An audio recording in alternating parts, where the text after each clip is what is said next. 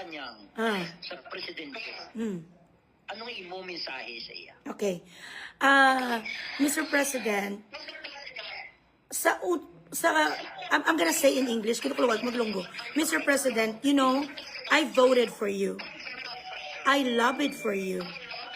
I loved your father because my family loved your father. Loyalist kami sa mga Marcoses. Isa lang po ako sa mga taong na-disappoint mo at na-frustrate ng iyong performance. Ang sa akin lang po sana, nabigyan nyo kaming pagkakataon ng mga ordinaryong tao na madirinig nyo rin ang aming sentimiento.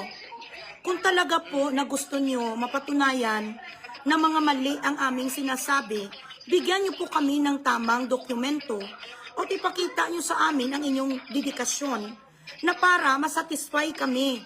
Ang aming confusion mawala.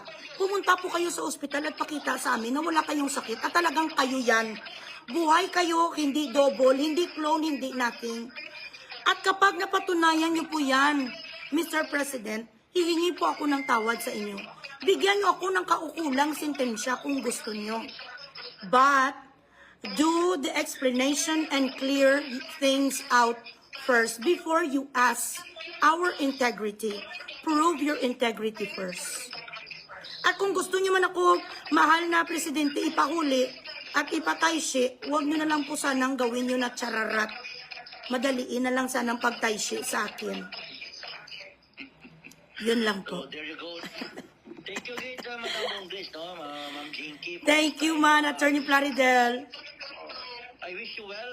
Thank you. Good luck in sa imo. I hope you will surpass all these challenges Yeah. sa imo nga kabuhi, Madam Grace. Thank you so much. Thank you. All right, have a great day. Bye.